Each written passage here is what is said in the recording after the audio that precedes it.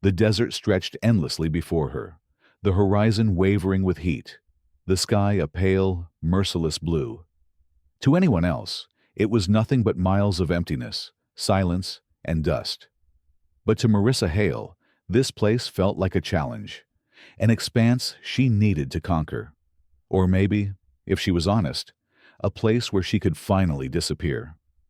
She parked her old Jeep Cherokee on the dirt shoulder, the engine sputtering like it always did before cutting out. A thin film of sand immediately began to coat the windows. The road behind her was empty. The road ahead disappeared into a mirage. Marissa tightened the straps of her pack, checked the water bottles inside, and slung her journal over her shoulder. Then, she shut the door without locking it. Because what thief would bother coming this far into nowhere? No one saw her step off the asphalt and onto the desert floor. No one watched as she walked farther and farther into the heat, leaving behind the safety of the road. 3 years later, hikers stumbled on something strange near a low ridge of red rock 30 miles from the highway. At first, it looked like nothing but sandstone carved by wind and rain. But as the sun shifted, shadows revealed lines that were too straight, too deliberate. Someone had etched words into the stone, words that had survived the blistering wind and the sandstorms. The message was crude, shaky, as though carved in desperation. And it told a story no one was prepared to believe. Marissa's disappearance became one of those cases people whispered about. Some swore she wanted to vanish, that she had debts, secrets, a past she couldn't face. Others thought it was another desert tragedy, another hiker lost to heat stroke, dehydration, and bad judgment. But the words carved into the stone said otherwise.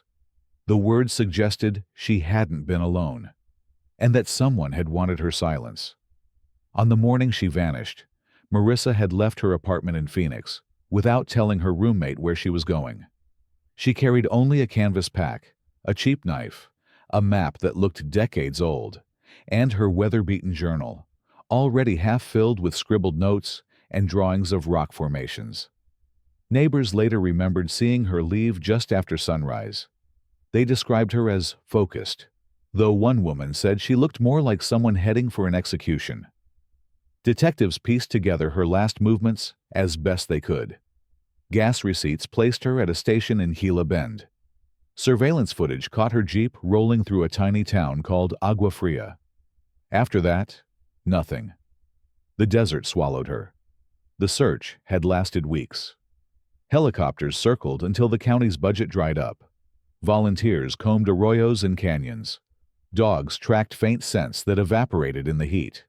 But there were no footprints, no campsite, no sign of a struggle, just emptiness. Until that message surfaced. When park rangers first reported the carved words, many dismissed them as a prank.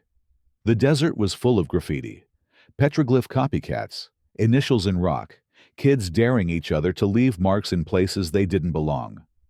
But when investigators hiked out to the ridge, they realized this was different. The words weren't random. They were written like a confession, like a warning. And next to them was something even stranger. A set of initials no one recognized, carved deeper than the rest, as though someone had wanted them to last forever. The initials didn't match Marissa's. And yet every expert agreed. She had been the one who carved them. Her brother, Daniel Hale, was the first to speak publicly about the discovery. For 3 years, he had refused interviews, shutting himself off from the speculation and rumors. But when the rangers showed him photographs of the stone, he broke his silence. "That's her handwriting," he said quietly, his voice shaking. "I don't care how crazy it sounds. That's Marissa. I'd know it anywhere. But if Marissa had carved the message, then one question remained. Why hadn't she come back? The story of Marissa Hale was about to unravel again, and this time, it would lead far deeper into the desert than anyone imagined. Because the stone didn't just hold a message, it held a map. And following that map would uncover a nightmare no one was ready to face. When investigators finally stood before the sandstone ridge, The air was hot enough to blur their vision. The sun hammered down with a weight that made even breathing feel like labor. But still, every one of them leaned closer, tracing the shaky grooves with their eyes, whispering under their breaths. The message was short, no more than a dozen words. The lines weren't clean. Whoever carved them had done so with a dull blade or a rock, scraping into the surface until blood must have mixed with dust. It read, "Not alone. They watch. Don't trust the mark." Beneath it, carved deeper, almost violently, J.R. The words sent ripples through the small town of Agua Fria when they were first reported in the local paper. Within days, larger outlets picked it up. "Missing woman's final message found in desert," screamed one headline. Another spun it darker. "Carved warning suggests foul play in hail case." For Daniel, the words were like gasoline on a fire he had tried desperately to smother. For 3 years, he'd forced himself to imagine his sister at peace, maybe lost to the desert in some tragic accident. But this was something else entirely. Not alone. They watch. He couldn't stop repeating it in his head. The sheriff's department tried to temper speculation. At a press conference, Sheriff Morales stood stiffly in front of cameras, sweat dampening the armpits of his khaki uniform. "We cannot verify when the carvings were made or by whom," he said, his tone clipped. "There are no direct identifiers linking them to Miss Hale, other than the opinions of family members. We will continue investigating this matter, but we urge the public not to draw conclusions." But the public had already decided. Talk radio hosts dissected the phrase, "Don't trust the mark." Paranormal forums claimed it hinted at desert cults. Survivalist boards suggested Marissa had stumbled onto cartel operations. And then there were the conspiracy theorists, who swore the mark was a government code, a warning about secret military testing grounds buried deep in Arizona's wastelands. Theories bred like wildfire. But Daniel wasn't interested in theories. He wanted answers. 2 weeks after the carving was reported, he packed his truck with supplies and drove to Agua Fria himself. The town was little more than a cluster of buildings baking under the desert sun. A gas station, a bar with a faded sign, a diner that served watery coffee, and eggs that tasted of grease. Locals eyed him cautiously when he asked about the ridge, when he mentioned his sister's name. Some shrugged, some shook their heads. A few muttered that people who went out into the desert alone had only themselves to blame. But one man, a leathery ranch hand named Cole, leaned across the diner counter when Daniel mentioned the mark. "You don't want to be asking about that," Cole said in a low voice. "Folks disappear when they start sniffing around." Daniel stared at him. "Disappear? What does that mean?" Cole wiped his mouth with the back of his hand, looked toward the window where the sun blasted through. "The desert don't forgive curiosity. Your sister learned that the hard way. Daniel didn't sleep much that night. He rented the only available room above the bar, where the ceiling fan creaked with every turn, stirring the smell of stale beer. He lay awake, staring at the cracked plaster. Marissa's face burned into his mind.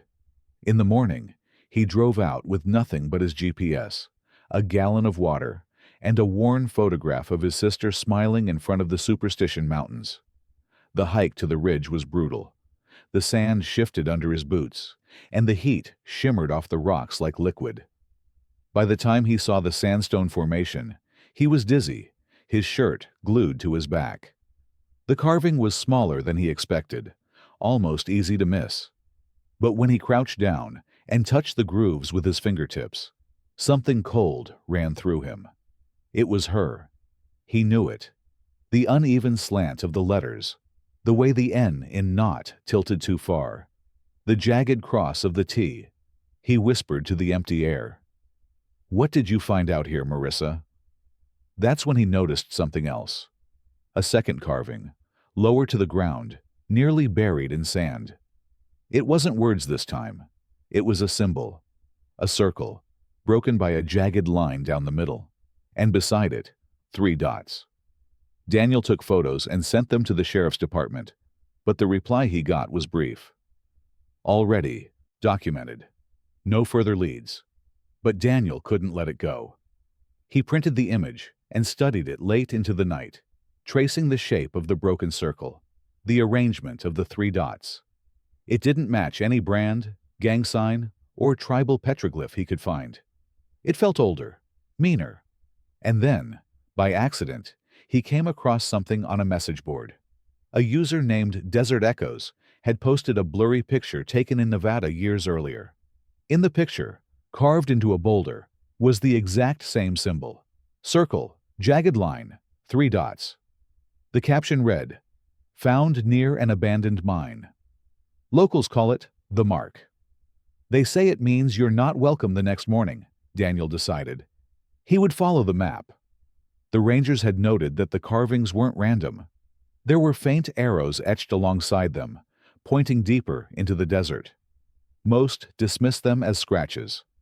But Daniel knew better. Marissa had left him a trail, and if he followed it, he might finally learn the truth. But what Daniel didn't know was that someone else was already watching him.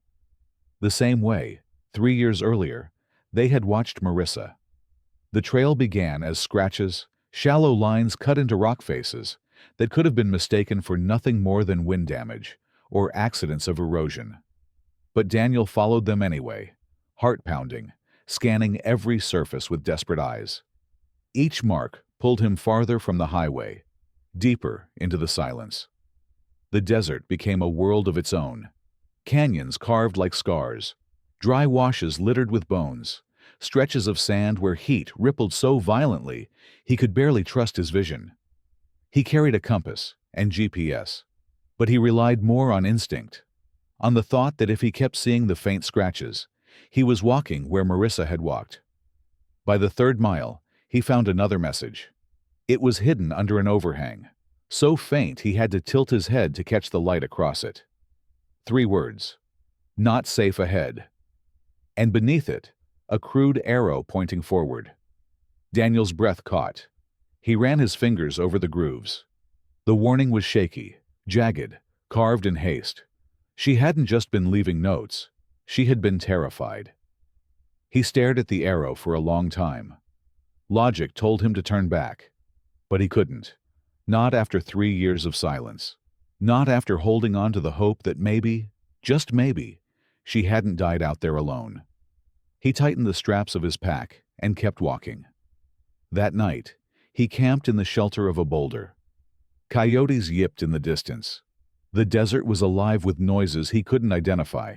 Scratches, faint whispers of wind that sometimes sounded like voices.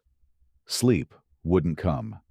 Every time he closed his eyes, he imagined Marissa sitting in the same spot, carving desperately into stone, praying someone would find her words.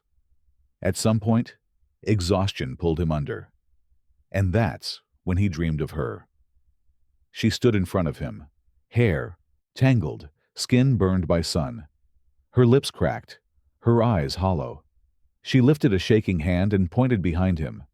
When he turned, he saw the same broken circle with 3 dots carved into the ground, glowing faintly in the sand like embers. He woke in a cold sweat. And in the gray dawn, when he stepped outside the shelter, his stomach dropped. The symbol from his dream was real. It had been carved into the side of the boulder while he slept. Daniel froze, every muscle locked. His knife was still in his pack. His flashlight was beside him. He hadn't heard a sound all night. But someone had been there.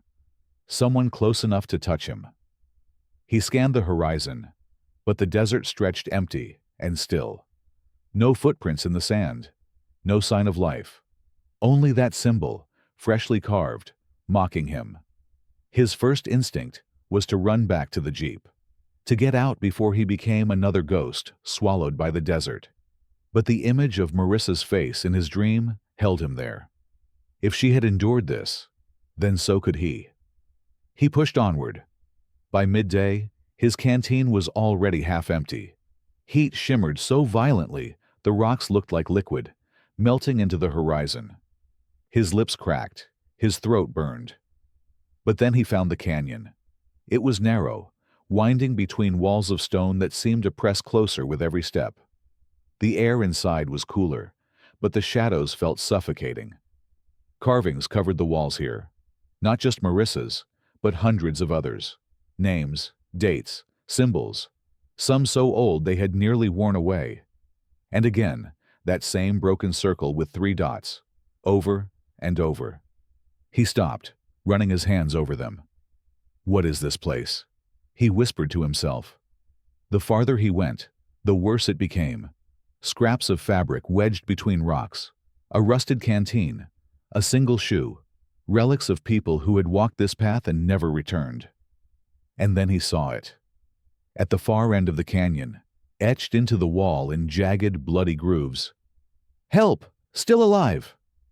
The handwriting was unmistakably Marissa's. Daniel staggered back, his breath caught in his throat. His mind screamed that it wasn't possible. 3 years had passed. No one could survive out here that long. And yet the message looked fresher than the others, almost recent. That night, Daniel didn't sleep. He sat with his back to the canyon wall, flashlight clutched tight, every nerve on fire. Twice he heard stones shift, as if someone moved in the darkness just out of sight. Once, he swore he saw the glint of eyes reflecting light at the canyon's edge. But when he shined his beam, there was nothing. He whispered Marissa's name into the void, hoping for an answer. But the only reply was silence. Until just before dawn. That's when a voice called back. Hoarse, broken, barely above a whisper. "Don't follow." The sound disappeared as quickly as it came. Daniel scrambled to his feet, shining his light wildly across the canyon walls. Nothing. Only dust. Only shadows. But he knew what he'd heard. It was her voice. And it wasn't begging for help this time. It was warning him. The desert does something to the mind. It breaks time into fragments, heat waves in the day, endless black at night. Out there, seconds feel like hours, and a single whisper can linger in your head until you're not sure if you dreamed it. That's how Daniel felt when dawn broke across the canyon walls. His throat was raw, his tongue swollen from thirst, but his mind raced with only one thought. He had heard Marissa. It wasn't possible, and yet he couldn't shake it. The way the word "don't" cracked in her voice, the way it sounded not like a hallucination, but like his sister's fear, pulled from memory. If she had survived, even for a while, then she had been out here longer than anyone thought. And maybe, just maybe, she wasn't gone. Daniel followed the canyon deeper. The walls tightened until he could stretch his arms out and brush both sides at once. The ground sloped downward into shadow. The carvings grew denser here. Not just words, but symbols layered on top of each other. Some circles intersected, others fractured. The 3 dots appeared again and again, always aligned differently, sometimes in a row, sometimes in a triangle. At first glance it looked like chaos, but the more Daniel studied them, the more they resembled a code, a language left by the lost.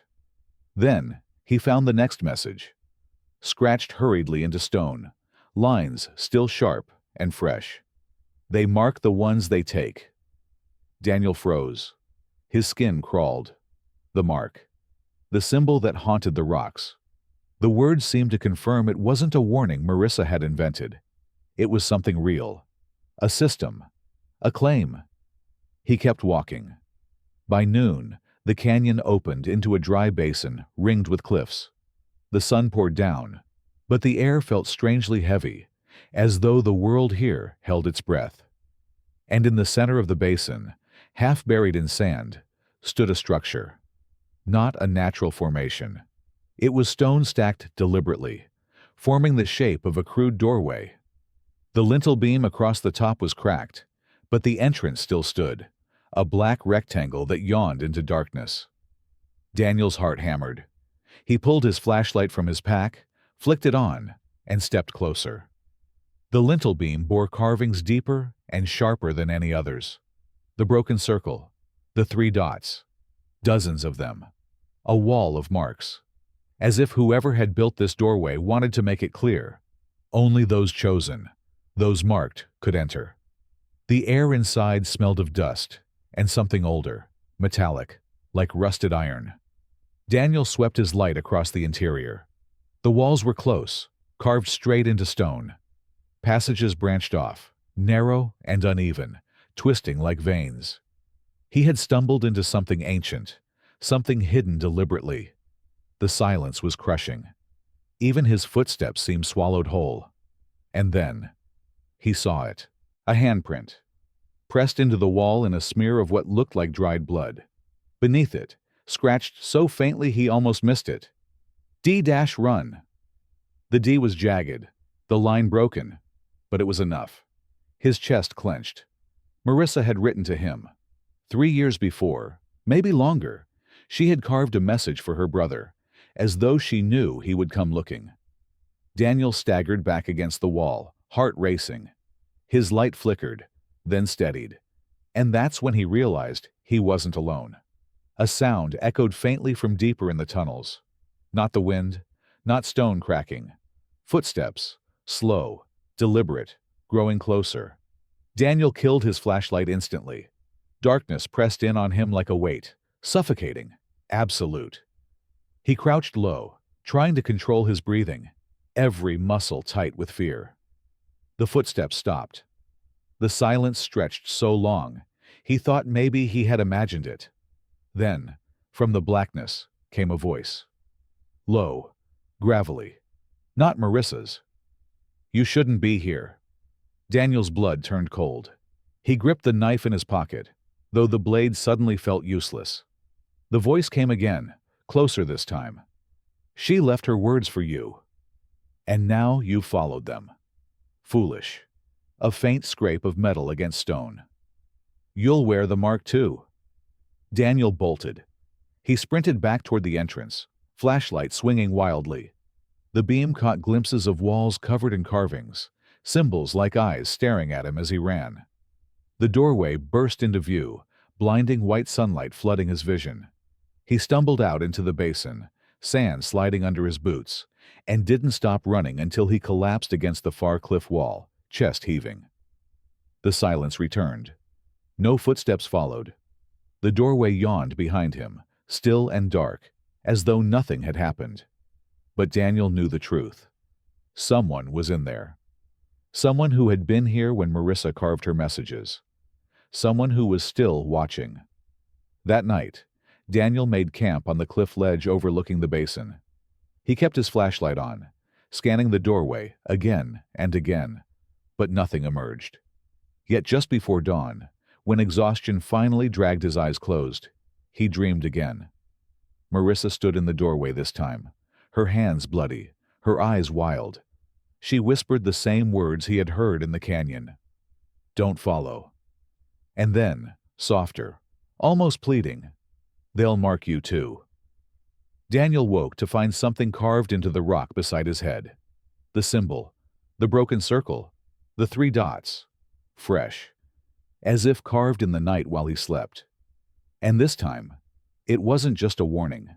It was a claim. He had been marked. Daniel stared at the carving beside his head, his stomach twisting into knots. The broken circle, the jagged line, the 3 dots. It was deeper than the others he'd seen in the canyon. Fresh, deliberate, almost mocking. It hadn't been there when he lay, down. Someone had crept close enough to carve it while he slept, and he hadn't heard a sound. He pressed his palms against the stone to steady himself, but the desert suddenly felt wrong, like the stillness was staged, like every shadow hid eyes. He wasn't just following Marissa's trail anymore. He was in it, and now he was marked. The basin was lifeless in daylight. No footprints around his camp, no sign of movement near the doorway, just sand and rock. Still, Daniel couldn't shake the voice he had heard in the tunnels. Gravelly, human, but something in it rang hollow, wrong. She left her words for you. You'll wear the mark too. The words gnawed at him as he packed up.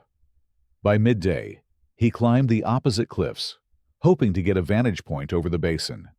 From up there, the landscape stretched in endless waves of ochre and red, the horizon shimmering with heat. But then he noticed something strange. Circles. Huge, overlapping circles in the desert floor, etched into the ground so faintly they could only be seen from above. Some were broken, intersected by jagged lines. He counted 3 sets before the mirage swallowed them.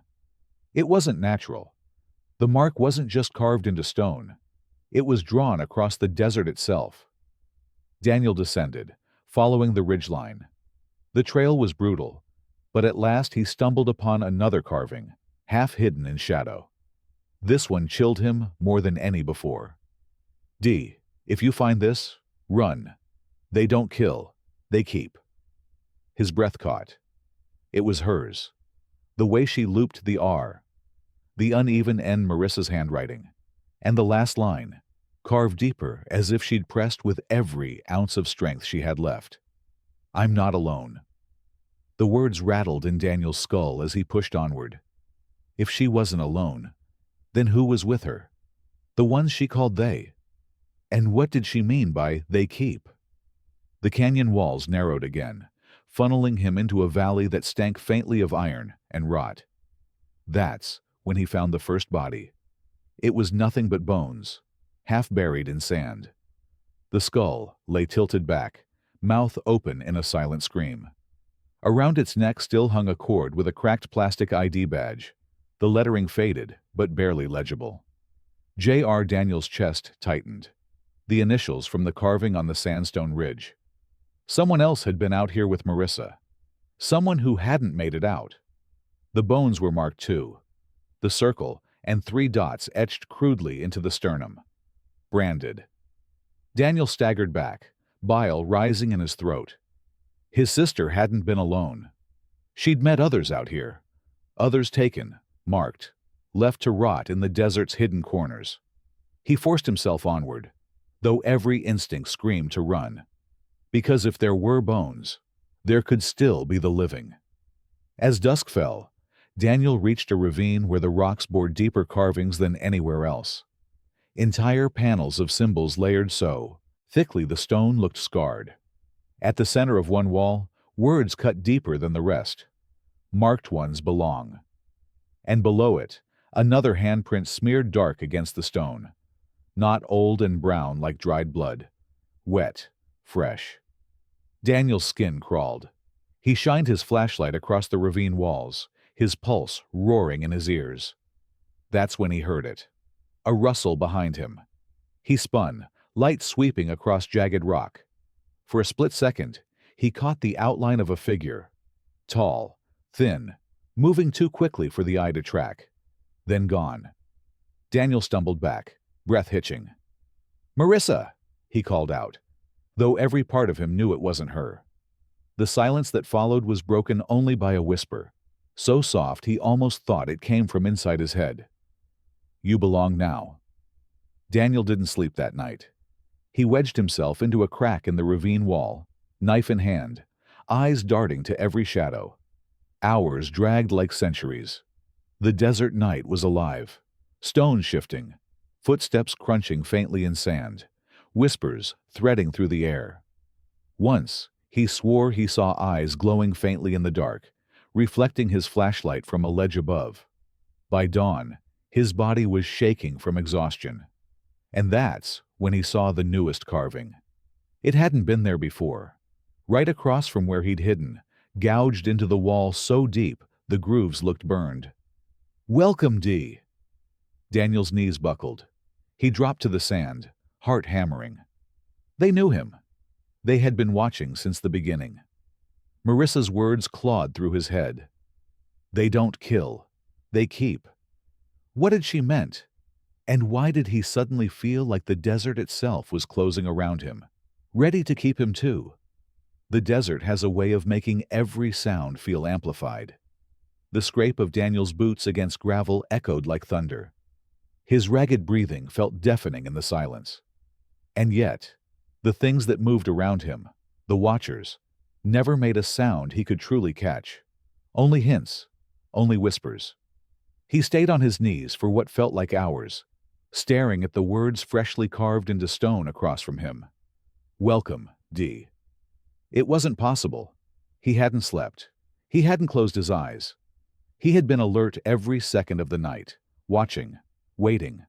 And still, they had been close enough to carve that into the wall, close enough to touch him. By mid-morning, Daniel forced himself to move. He packed quickly, stuffing his gear back into his bag with trembling hands. He had two options: turn back toward Agua Fria or keep pushing deeper. Logic told him to go back. He had evidence now. Photographs, Marissa's carvings, the body marked with the symbol. Enough to hand over to authorities, enough to make them listen. But something in him knew he wouldn't make it back. Not marked. The mark wasn't just a warning. It was a claim. And the desert didn't give back what it claimed. The ravine twisted, downward into a narrow gorge. The air grew cooler, the light dimmer. Daniel ran his fingers over the walls as he walked, his skin brushing over decades of markings, names, warnings, symbols. Some so faint, they looked more like scars than carvings. One message stopped him cold. Don't drink. They poison water. Beneath it was a half-buried canteen. The cap was unscrewed. Sand poured over the opening. Daniel didn't dare touch it. His throat ached from thirst, but he tightened his grip on his own canteen. He whispered under his breath, "What the hell did you find out here, Marissa?" And as if in answer, another message appeared further down the gorge. Not alone. Not human. The gorge opened into a hollow, where sunlight barely reached. At the center, stone pillars rose like jagged teeth. And on every surface, etched in overlapping layers, was the mark. Hundreds of them. Circles broken, dots scattered, jagged lines cutting across. A cathedral of symbols. Daniel stood frozen, the weight of it pressing down on him. This wasn't vandalism. It wasn't random. It was deliberate. A system. The mark meant belonging, ownership. And he had it carved into his fate now. From behind one of the pillars came movement. A figure stepped into the dim light. Thin, filthy, hair matted, skin burned raw by sun and wind. At first, Daniel's breath caught in hope. Marissa? But as the figure moved closer, his heart sank. It was a man. Barely more than bones wrapped in skin, his eyes wild and sunken. His lips cracked as he whispered, "You're marked too." Daniel swallowed hard. "Who did this to you?" The man shook his head violently. "Not who." "What? They keep us. They—" Watch's voice broke, as though the words themselves hurt. "Once marked, you don't leave." "Where's my sister?" Daniel pressed. His voice cracked. "Marissa Hale. She left messages. She—" The man's eyes flicked to the carvings around them. "She fought. Harder than anyone. But once you wear the mark—" He trailed off, shaking. "They feed on us." Daniel's stomach clenched. "Feed?" The man's gaze darted upward, toward the jagged cliffs. His voice dropped to a whisper. "They're here." Before Daniel could speak again, the man bolted, scrambling into the shadows between pillars, vanishing into cracks too narrow for Daniel to follow. His frantic footsteps echoed once, then nothing. Silence fell, but not the same silence as before. This one was heavy, watching, waiting. Daniel's skin prickled. He turned slowly, and that's when he saw them. Shapes on the cliff edge. Tall, motionless, almost blending into stone. Not men. Too long, too still. The desert swallowed detail, but Daniel felt the weight of their eyes. They didn't move, didn't speak, just watched. He stumbled back into the gorge, panic clawing at his chest. Every instinct screamed at him to run, but the walls funneled him deeper, instead of out. That's when he found another carving, etched low into the stone where someone must have crouched to leave it. "D, don't let them touch you!" Daniel's throat tightened. His sister's handwriting. She was still leaving him breadcrumbs, still fighting to warn him. By nightfall, he reached another cavern, this one larger, with a ceiling so high his flashlight barely touched it. The air was damp, colder than the desert outside, and on the far wall was a carving unlike any he'd seen before. Not words, a drawing. Crude, shaky, but clear. Figures, human-shaped, but their limbs stretched too long, their heads too narrow, their eyes enormous and hollow. And beneath them, smaller figures bent low, their heads marked with the broken circle, kept belonging. Daniel staggered back, bile burning his throat. His sister hadn't just warned him about being watched. She had tried to tell him what was watching. That night, Daniel heard them more clearly than ever before. Whispers threading through the dark. Not words he understood, but a cadence, a rhythm, circling his camp like wind through hollow bones. Once, he saw a figure pass between two boulders, tall and silent. And just before dawn, when exhaustion dragged him into a shallow sleep, he dreamed again. Marissa stood inches from him this time. Her face was streaked with blood, her eyes wide with terror. She gripped his arms and hissed, "They don't kill! They keep. And now, they keep you." Daniel woke with a scream. On the ground beside him, freshly carved into the sand, was a single word: stay. By the time the sun rose, Daniel's nerves were shredded. His body screamed for rest, but every time he closed his eyes, he saw Marissa's face, bloodied, desperate, whispering warnings. The word stay burned in his mind like a brand. The desert wasn't just dangerous. It wasn't just empty. It was alive in ways he didn't understand. And now, it had him. He forced himself to move again. His canteen was almost empty, his food gone. Hunger clawed at him, but thirst gnawed harder. He knew he couldn't last long without water. The gorge carried him deeper, into land no map had ever touched. He couldn't shake the feeling that Marissa had walked this same path 3 years ago, leaving messages in stone with bleeding fingers, hoping someone, him, would follow. And yet, what did she want from him? To save her? Or to witness? Around noon, Daniel found another carving, hidden low behind a collapsed boulder. "Don't trust the others." His heart hammered. Others? Survivors? Or the same half-starved man he had met yesterday? The words dug into him like a knife. Who had Marissa meant? The path narrowed until it ended in a steep drop into a cavern below. Daniel slid down on his side, scraping his arms raw, landing hard on jagged stone. His flashlight beam swept across the space. The cavern walls shimmered with carvings. Not names, not words, drawings. Hundreds of them, layered over one another, all showing the same thing. Human figures with the mark carved into their foreheads, standing in lines, facing taller shapes, watching shapes. And in one drawing, crude but unmistakable, was a woman with long hair, arms outstretched, as if trying to shield the others. Marissa. Daniel pressed his hand against the stone, his chest tightening. "You fought them," he whispered. "You tried." A sound echoed behind him. Soft footsteps. He whirled, flashlight catching movement. A figure stood at the edge of the cavern. Not one of the watchers. A woman. Thin. Wild-eyed. Her hair cut short with jagged ends. Her clothes torn to rags. She raised a trembling hand. "Don't make noise." Daniel's breath caught. "Marissa." The woman stepped closer, shaking her head. "Not Marissa." "They call me Anna." Her voice cracked on the name, as if she barely remembered it belonged to her. Daniel's hope crumbled, replaced with a sick dread.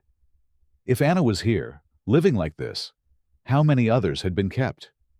She crept closer, eyes darting to the cavern ceiling. "They don't like when we gather. Too many of us, and they thin us out." Daniel swallowed. "Who are they?" Anna's lips trembled. She traced the mark on her forehead with a dirty finger. "The ones who choose. They need us, but not the way you think." Her words felt rehearsed, spoken too many times. Daniel pressed. "My sister, Marissa Hale. Do you know her?" Anna's eyes flicked toward one of the wall drawings, toward the woman standing with arms outstretched. She fought. They hated her for that. But she's still here. Daniel's heart lurched. Where? Anna's gaze shifted toward a tunnel branching from the cavern.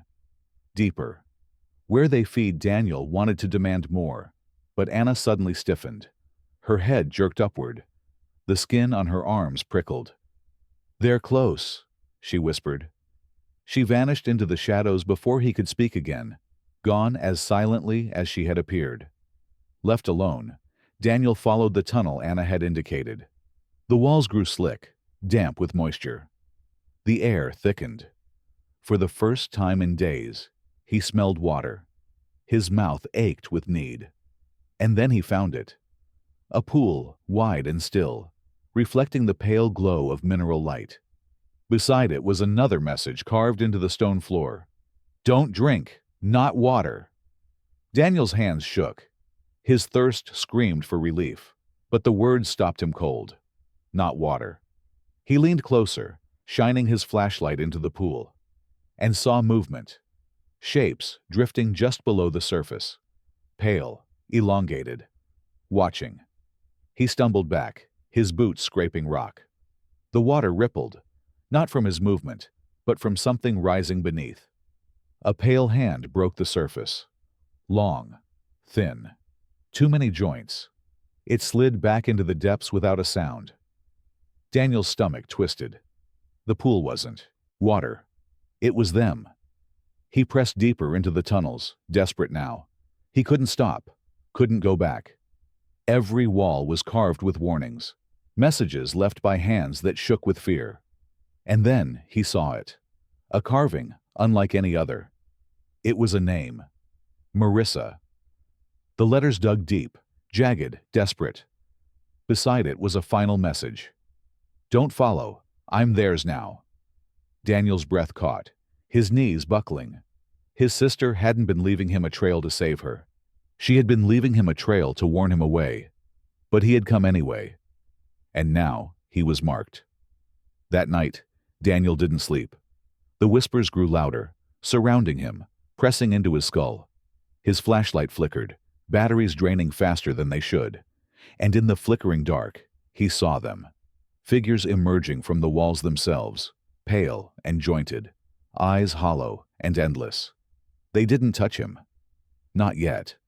But when dawn broke, Daniel found new words carved into the stone beside his camp. Words he hadn't written. Welcome to the keep. When Daniel woke, he wasn't sure if he had slept at all. His body ached, his mind throbbed, and yet the memories of the night felt sharper than reality. The whispers, the figures that never touched him, only circled. The words carved in stone that hadn't been there before. Welcome to the keep. He traced the letters with a shaking finger. Whoever, or whatever, was leaving these messages, they were speaking directly to him now. Not warnings, invitations. The tunnel narrowed, pressing him onward. Every inch was carved. Some were fresh, some were worn smooth. Messages, names, drawings, symbols, layered so thick the walls themselves looked alive. He began to notice a pattern. The mark repeated in clusters, sometimes beside names, sometimes alone. Other times, a mark was carved deeply, as if branded. Those were always followed by silence in the messages beyond. It hit Daniel slowly. The deeper someone went, the less they wrote.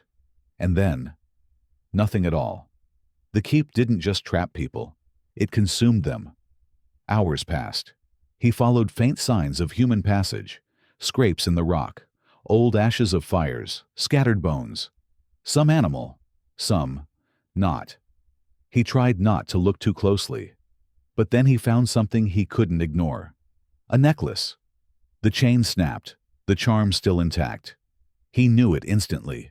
Marissa's silver locket. The one she'd worn since she was 16. He clenched it in his fist until the metal bit into his palm. His sister had been here. Alive. Fighting. And maybe, God help him, she still was. The tunnels opened suddenly into a vast chamber. Daniel froze at the threshold. The cavern was immense, its ceiling lost in darkness. The floor was smooth, almost polished, as though countless feet had worn it down over centuries. And across the far wall stretched a mural. Not carved hastily, not desperate scratches.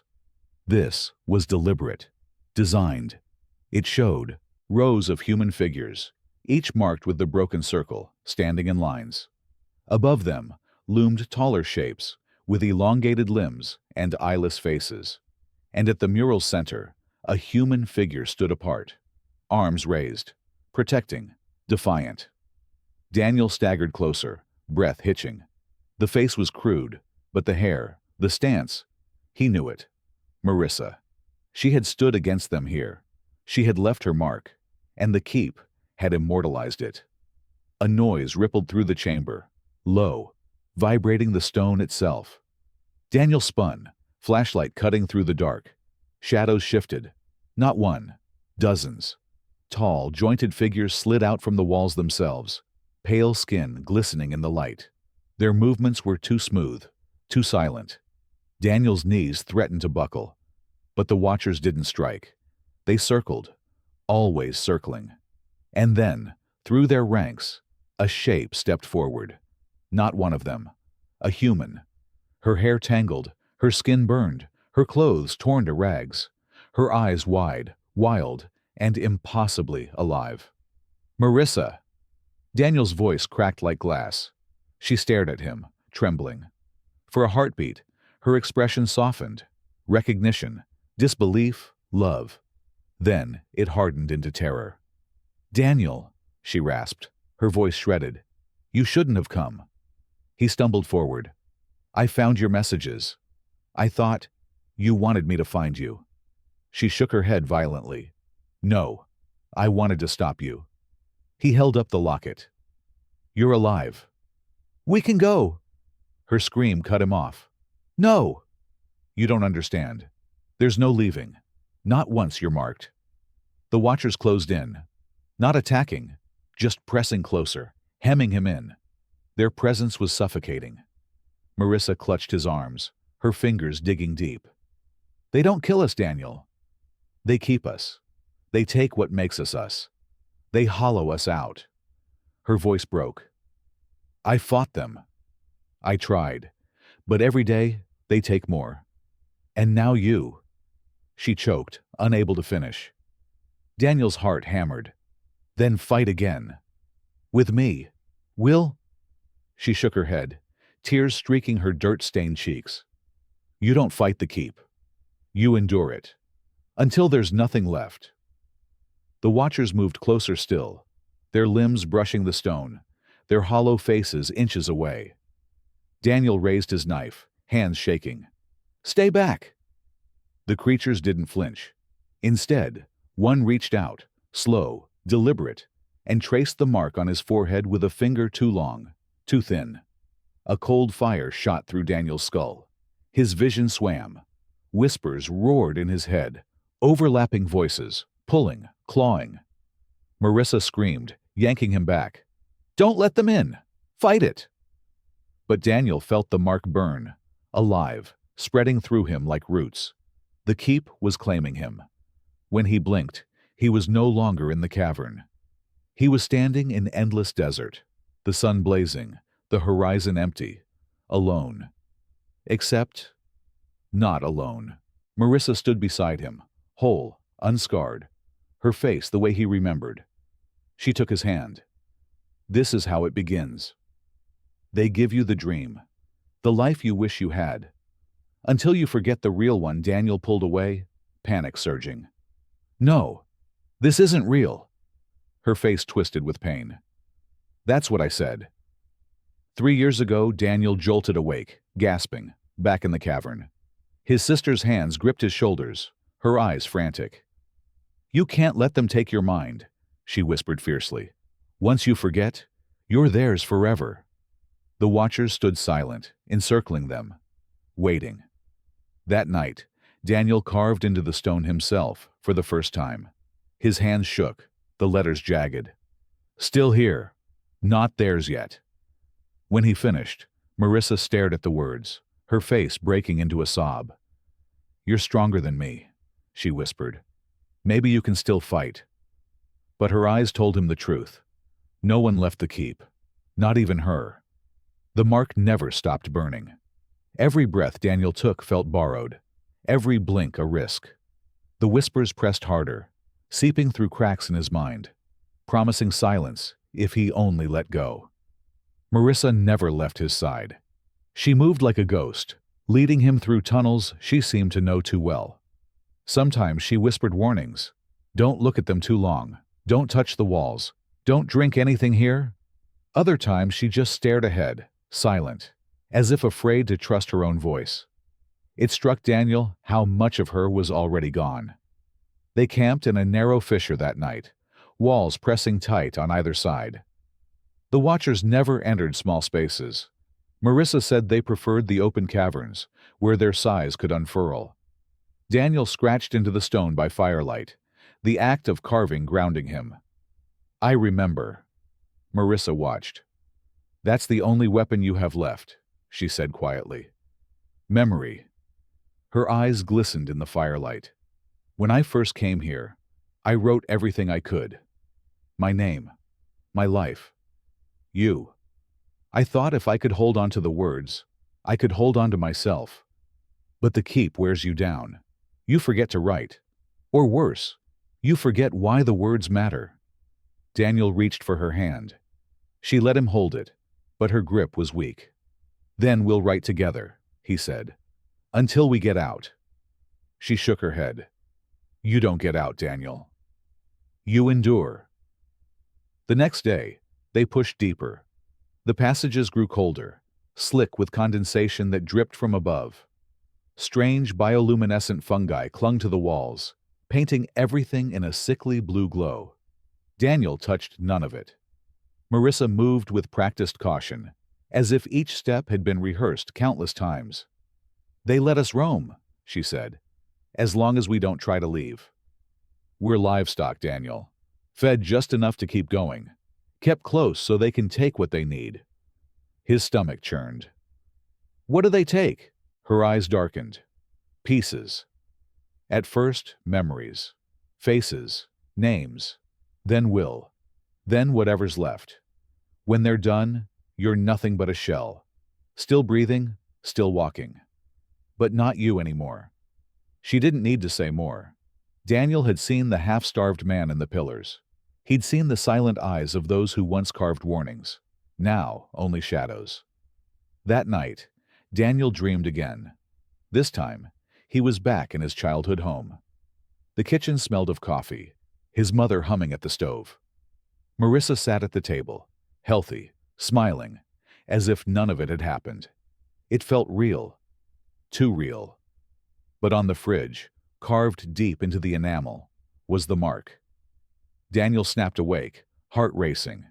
His knife was clenched in his hand, blade slick with blood where he'd gripped it too tight in his sleep. Marissa crouched beside him, whispering, "That's how they take you. The dreams. Don't let them feel better than the truth." By the third day together, they reached the heart of the keep. It wasn't a cavern. It wasn't a tunnel. It was a cathedral. Columns of stone rose higher than he could see, etched with countless marks, layer upon layer. The air hummed with whispers, not faint now, but thunderous, pressing into every nerve. And in the center was an altar. Upon it lay bones. Dozens, maybe hundreds, piled and scattered, some fresh. Daniel gagged. Marissa's voice was a whisper. "This is where they bring us when we're empty. When there's nothing left to take." The watchers appeared silently, sliding from the walls, surrounding the altar. Daniel clutched Marissa's arm. "We have to leave." "They won't let us," she said. Her voice was steady, resigned. "They're waiting for you." His blood ran cold. "Me?" She nodded. "They've already marked you. You're not a visitor anymore. You're theirs." The watchers parted, leaving a path toward the altar, inviting him forward. Daniel shook his head, backing away. "No, I'm not going." "I won't." Marissa's hands tightened on his shoulders. Then you'll have to fight. Not them. You can't fight them. Fight yourself. Hold on to who you are. If you lose that, they win. The whispers surged, overlapping voices tearing at his skull. His knees buckled, hands clutching his head. He could feel the mark burning hotter, branding deeper. Memories slipped. His childhood, his parents, his first job.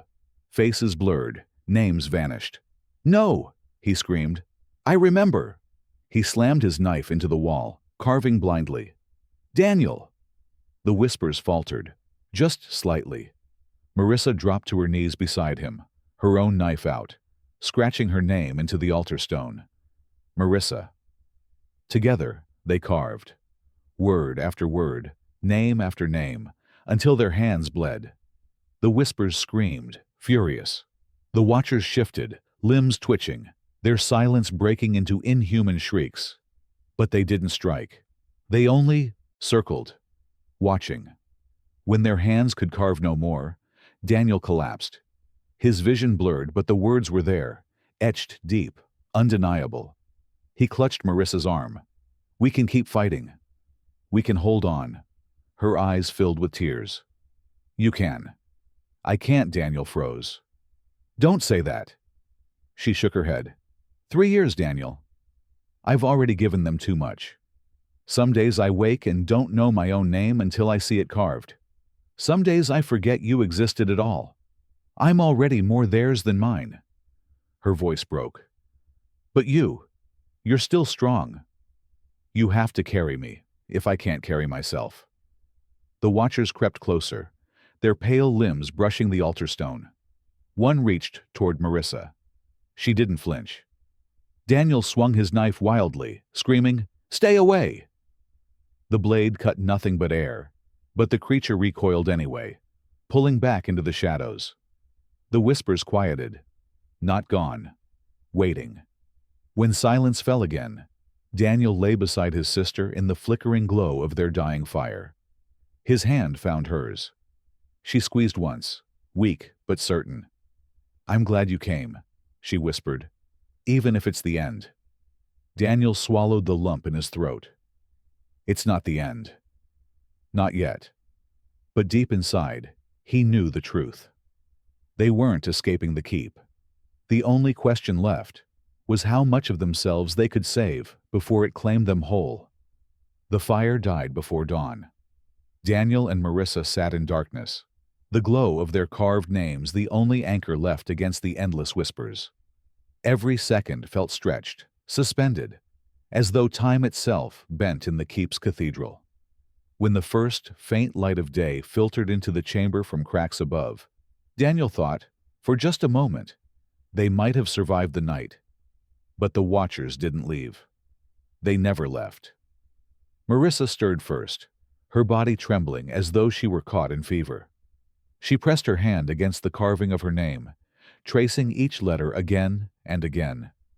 "It's fading," she whispered, "even the words. They don't hold as long anymore." Daniel's chest tightened. "Then we'll carve again. Every day, every hour, whatever it takes." Her lips trembled in something between a smile and a grimace. "You don't understand. They've already taken too much of me."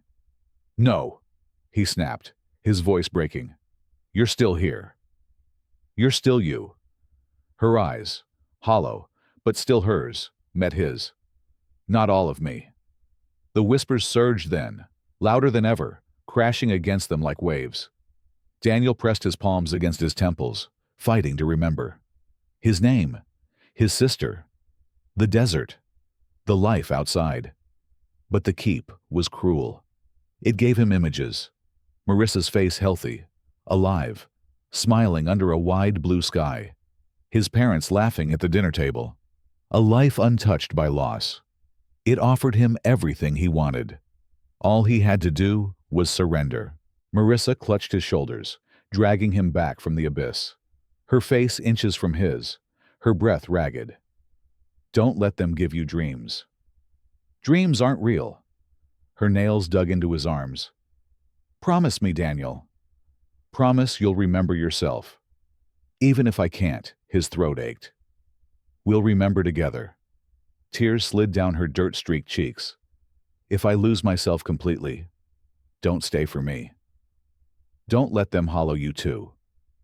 The watchers moved then, slow and deliberate, circling closer than they ever had. Their limbs grazed the altar, their hollow faces bending toward the siblings.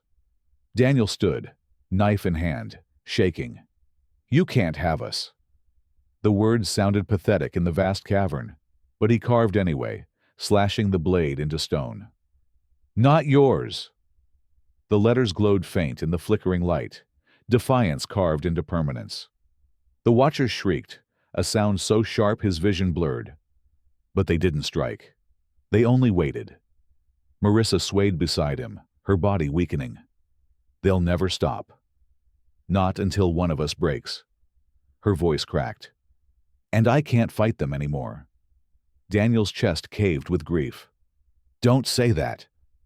But she was already stepping forward, toward the altar, toward them. He lunged, grabbing her arm. No! You're not giving yourself to them. Her eyes met his, full of sorrow and love. I'm already theirs, Daniel. But you're not. Not yet. If I go, maybe they'll let you stay you. Maybe they'll be satisfied. He shook his head violently. I won't lose you again. Her whisper cut him open. You already did. The watchers parted, opening the path to the altar again. Inviting. Demanding. Marissa pulled free of his grip, her step steady now. Almost calm. Daniel's knife trembled in his hand. He could run. He could fight. He could carve until his fingers broke. But the truth crushed him. The keep always won. Not with force, with inevitability. Marissa reached the altar and turned one last time. For a heartbeat, she looked like his sister again, defiant, unbroken. Remember me, Daniel. Her voice cracked. Promise me you'll remember. And then the watchers closed in, surrounding her, limbs weaving like a living shroud. Daniel screamed her name, but she didn't cry out. She was gone. Silence fell. The whispers quieted. The watchers drew back, leaving Daniel alone in the cathedral. On the altar, where his sister had stood, only one thing remained.